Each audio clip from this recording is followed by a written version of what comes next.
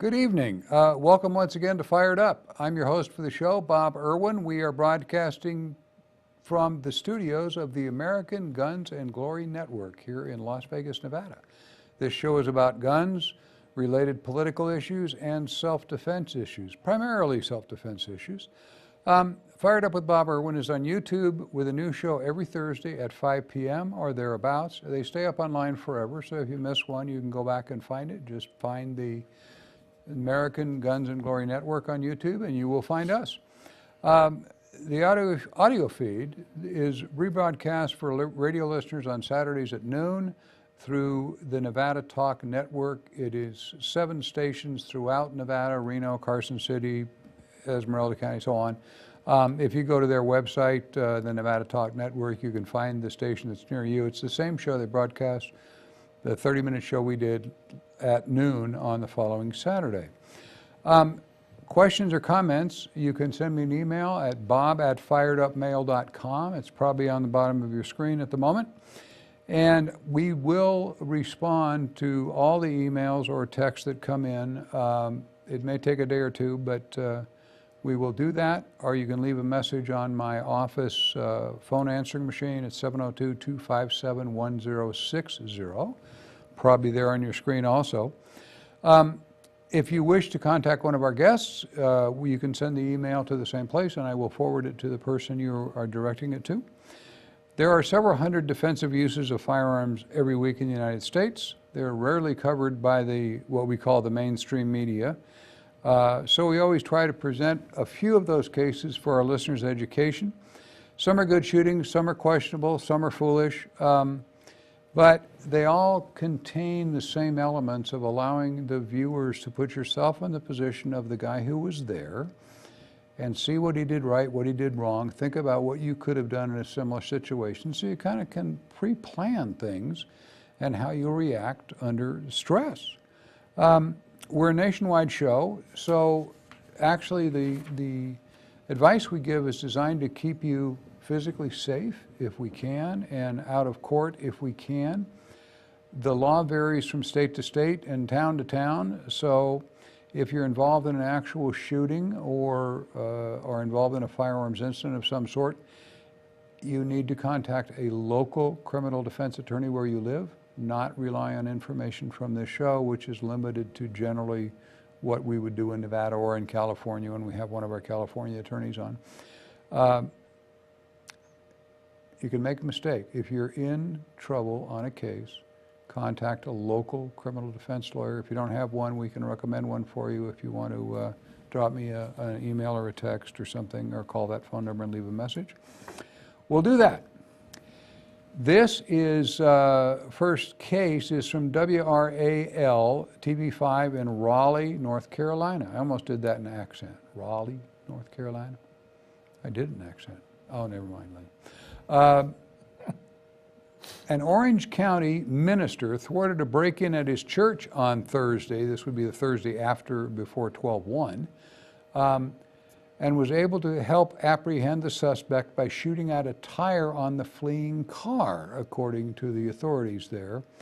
The pastor of Five Forks Baptist Church, it's at 7500 North Carolina Highway 86, was studying in his church around 3 p.m. when someone tried to break in. When he saw the man in the church, he pulled out his gun and fired a shot at him. Then he fired several more rounds at the man's fleeing car. Regular viewers know where this is going. As Orange County deputies searched the area, Sergeant Brandon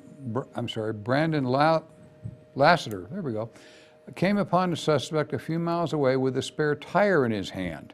The suspect was forced to pull over because one of his tires was left flat by the pastor's gunshots. The suspect had attempted to hide the car in an abandoned golf course on McDade Store Road until he could change the tire. So while he's changing the tire, the sergeant pulls up and confronts him. The suspect dropped the tire, ran away. He was apprehended about 5 p.m., pretty much a long time in the day after this, when they were searching the woods in Cedar Grove. The suspect was charged with felony breaking and entering and attempted larceny. The pastor moved back to Hillsboro about a year ago from Alabama. He had carried a handgun for years. He had had a concealed carry license in Alabama and took the class for a North Carolina permit a few months ago. So he wasn't armed as a result of the recent church shootings. He commented that he just always carried a gun. My guest, Lenny Davis, here once more. Firearms trainer and Homeland Security retired agent and customs agent and on and on and on. Anti-terrorism terrorizer. And what do you think? Well, this is a case where it turned out to be a good shoot, but it's also a case where I would not have fired. The problem we see is too many times, Bob, as we've always seen it, is people equate what they see on television or the movies as the proper firearms technique in the real world. Never firing at a fleeing vehicle is a hard and fast rule. I mean, unless I don't even know of a situation law enforcement wise where you would be justified really in firing at a moving vehicle. Here's the problem with that. Now in this case, he did flatten the guy's tire. The guy didn't get away. He got a few miles away, but then the police apprehended him. But at the end of the day, what happens is now he shoots a tire out, and if this guy loses control, depending on who is around and the area, he could have very easily turned that car into a projectile that would kill more than just several people if it was a crowded sidewalk. So you have to be absolutely sure of what you're shooting at. And another thing I can tell you is, especially with a handgun, which this pastor was armed with, they're notoriously bad at flattening tires. He got very lucky. He had to have hit this tire perfectly in the sidewall to have flattened this tire. So he really got lucky in this whole thing, and it just wasn't probably the best thing for him to do. Knowing that, what you just said, that having experienced in movie work and whatnot, trying to flatten a tire with a bullet, really hard. Makes you want to think that he fired at the sidewall, which gives you a whole different viewpoint as to where the car was at the time, but whatever. What you're missing is his defense here. God is on his side. That's why it worked. Well, God may be some people's co-pilot, and he might be this man's attorney, but at the end of the day, folks, this is not a good thing to do, is to go ahead and shoot at a fleeing vehicle. I mean, you think about this, you fire at that vehicle and you bounce that round. That round is more likely, before it will flatten that tire, will bounce off that tire. Yeah. And you could come back at you, could hit an innocent person. So you really have to be concerned about this. This is not just because you see it happen on TV. Folks, that's TV, that's the movies, that's not reality. You very, very seldom ever see real stories where people actually shoot tires out. Usually those are done by law enforcement. They're usually done in in a roadblock type situation. This is just a bad thing to do. I mean, luckily that no one was injured. The criminal was apprehended at the end of the day, but this pastor could be have to pass the plate for legal defense had that bullet struck someone else, or he caused that criminal to lose control of that vehicle. Yeah. And run into, a whole bunch of people, or anything. So it's just not a good thing to do, folks. There are lots of, there's so many things you can go wrong. I worked on a case some years ago where a nightclub here in Vegas had ejected a guy for boisterous and loud and whatever, just threw him out for being a jerk. He gets in his car, and as he's leaving the parking lot, there's a security guard standing kind of in his way, and he drives toward the guy, and the guy apparently wants to have a few words with him, and yells at him to stop the vehicle. Now he's heading toward the driveway. The guard's standing in the way, armed guard, and continues forward. Depending on which side of this case you're on, the guard either, the guy was accelerating or not accelerating. But the guard drew his gun and fired around through the window, the front windshield, at the driver of the car. Unfortunately, if you can visualize the two of us sitting in a car and Lenny's driving, the bullet went through the windshield, hit the window post on that side, ricocheted sideways, and hit the guy that was the passenger, who was really totally uninvolved. So not only can you can hit the wrong guy. This was a huge lawsuit to a rather successful nightclub. And the guy that was injured, fortunately he wasn't killed, the guy that was injured went, you know, what did I do? Yeah. I needed a ride home, my friend's thrown out of the bar, I get in the car with them, and now I get shot. Didn't go well for the club, as you can imagine. So, don't fire at fleeing vehicles. You can almost say never. Something will happen where it's appropriate, but you very rarely see it. We're going to take a break for a commercial message here. We'll be back in just a few. Don't go away.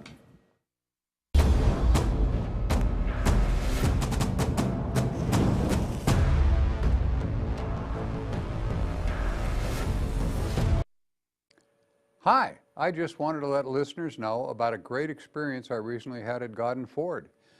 I just bought a new Ford Escape there, and they took terrific care of me.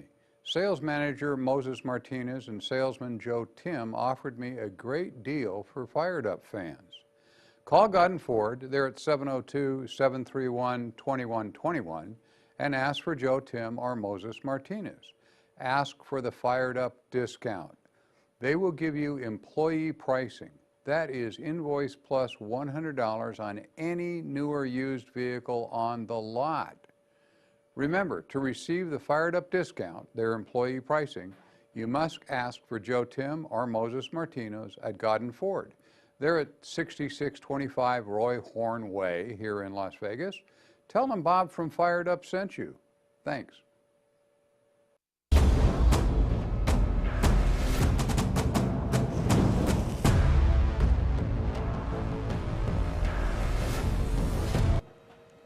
And we are back. This story is from the Dayton Daily News, Dayton, Ohio, reported on the 3rd of February, or the 3rd of December this month, a week ago from the time we're recording this show. A woman called police around 1:45 p.m. in the afternoon and said 3 or 4 shots were fired at her dog, which she described to dispatchers as a non-aggressive pit bull, according to the Dayton police. When the police responded to a home in the 400 block of Red Haw Drive, wow, they found the family's pit bull mix bulldog named Tank was shot in one of his right legs with the bullet going completely through. Tank was wagging his tail and extremely friendly, even with a hole in him. An officer noted on his report, while we were outside with Tank, a neighboring cat came over and Tank did not chase or even bark at the cat. A resident 2 doors down who shot Tank had a valid concealed carry permit. He told police the dog came into his yard and that he feared it would attack him or his 2 poodles. He said he fired 2 shots from about 5 feet away and the dog then ran away.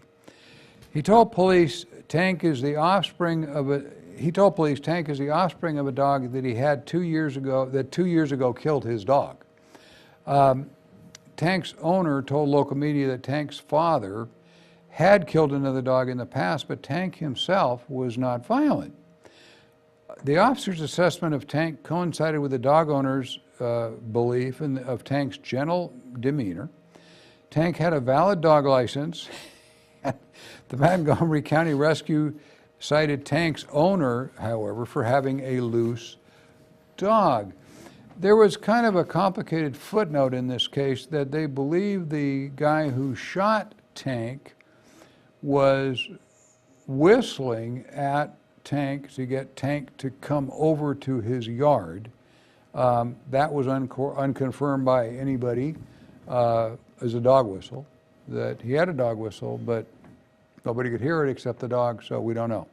It's my understanding, though, that the cat later gave testimony to. Sorry, I couldn't help myself. We have openings for guests, Yeah. if you would like. No, I'm sorry, I couldn't help that. You know, this is a situation where, yeah, there's going to be some investigation done to it. It's going to have to. You know, I've been attacked by dogs before. I've seen people who have been attacked by dogs. I as a special agent and serving search warrants on our special response teams, our SWAT teams, I had to shoot a couple of dogs. I don't like to do that. Tank sounds like one of those guys that, you know, the dog that's going like, hey, what's going on? So I don't know. I think there's something going on here. You know, as Bob said, that the guy may have been reported whistling at the dog to try to get him to come in the yard. Could be some sort of neighborhood dispute. Also, kind of sounds to me that may have been what was going on. And you know, this is a good way to get in a neighborhood dispute is to shoot the dog. So it's a shame that it happened. I hope Tank has a speedy recovery. This is kind of like the shootings you've seen and we've all seen where the victim shot because he just knows the guy was about to do something wrong. Yeah. But the guy wasn't doing anything wrong. Without the verbal threats, or in this case the growling and the snapping and so forth, you really can't make your case that it was necessary. It goes back to the standard we have of reasonable fear versus bare fear. Are you reasonably in belief that you're in danger of great bodily harm? And that apparently is going to be the issue in this case with Tank. Pit bulls take a lot of flack all over the country. I just got an email from a pit bull rescue lady in Indiana or someplace that friended me on Facebook, and maybe she'd seen one of these stories, but she runs a pit bull rescue thing and says most of them are just kind, gentle dogs. Mm-hmm. Some are so hyped from being treated badly that it takes a while to get them calmed down. But most of them are adoptable and become very good family pets. So I know some people who would disagree with me. I have a friend of mine who was bitten by a pit bull some years ago and firmly believes they're all bad dogs. But you have to have some reasonable belief that your life is in danger or you're in danger of being bitten. And a lot of people are bit by dogs. I'm sure the mailmen of the world won't agree with the assessment, but it's really hard to tell.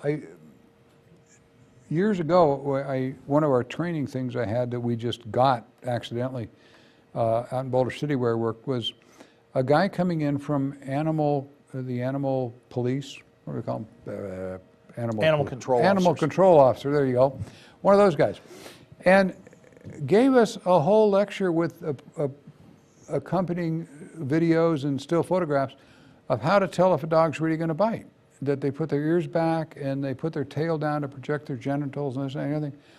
And a dog that's barking but he doesn't have his tail down and doesn't have his ears folded back is very unlikely to be barking at you, to be dangerous to you. He's just being playful unless you see those signs. And it depends a little bit on breed and so on and so on. But he said after they're at it for a while with the training they've had, they can pretty well look at a dog, how he's acting, and discover if he's dangerous to them or not. Yeah, I mean, as a former dog handler for the military, I can tell you there's no bad dogs, there's just bad owners. And I mean, if you raise, and a pit bull is not any different than any other dog breed. If you raise them from a puppy and you discipline them and you raise them with lots of love and you don't try to use them in a dog fight, you're going to get a dog that's going to be faithful and loving and not any worse off than any other dog. But they have a bad reputation. I believe the AKC's #1 dog, though, for dog bites is a Saint Bernard, of all people, of all breeds, because they're just so large. but they're They may view you as lunch. yeah. rather than- Well, they may they when they do bite that they're such a massive dog. That And they it has- drink, they got that booze around their neck. all the Yeah, time. only in the Swiss Miss hot chocolate commercials do they have that. But Oh. anyway, They really don't? no, they don't. I've never seen one with that. Wow. Even in the days when I was skiing on the slopes, I never saw those.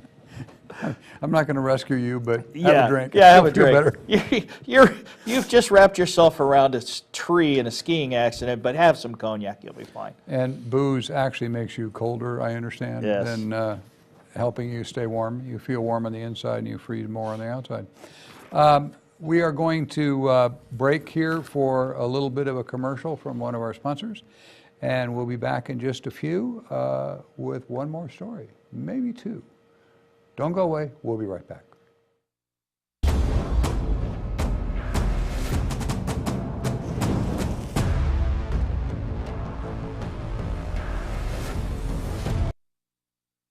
Hi. Now you can get a copy of my recently updated book, The Reality of Armed Self-Defense. This is based on my 40 years experience in evaluating and defending lethal force cases. Learn the rules of using deadly force before you have to guess in the middle of a hostile situation. For Fired Up Special, you can get this book for only $10. If you live outside the first 48, please add appropriate postage. Mail orders can be sent to Bob Irwin, P.O. Box 97413, Las Vegas, Nevada 89193. Thanks for ordering one.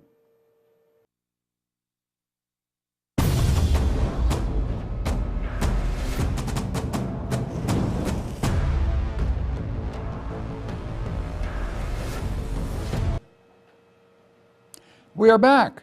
I've mentioned a couple times on the previous commercial, on that last one, that's a good commercial. You should buy that book. It's really, really a good book.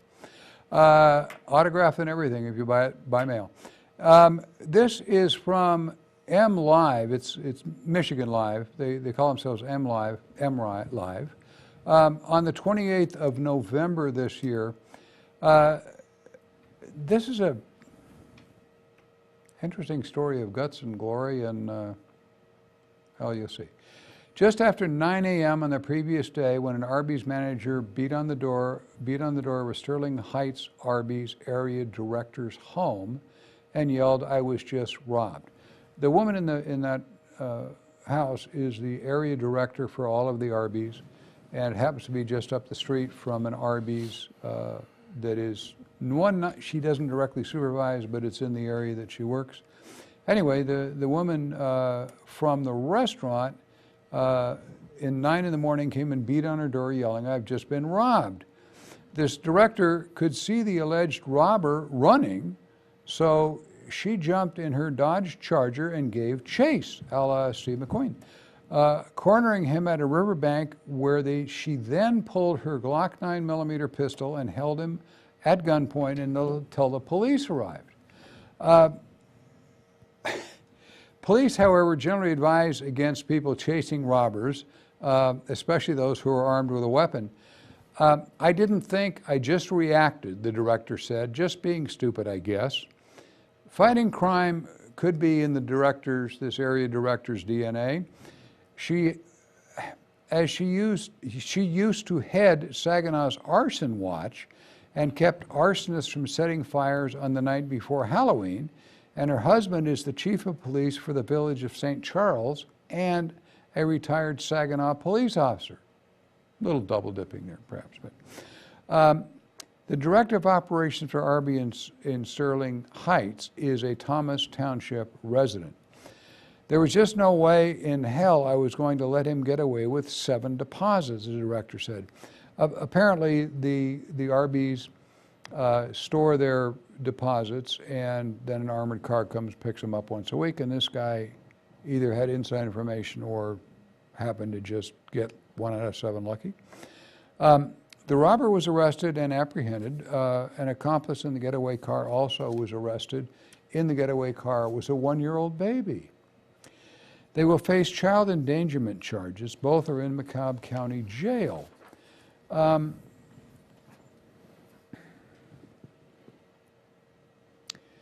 a whole lot of money theoretically in the deposit. That's her first comment after she said that wasn't really a bright thing to do.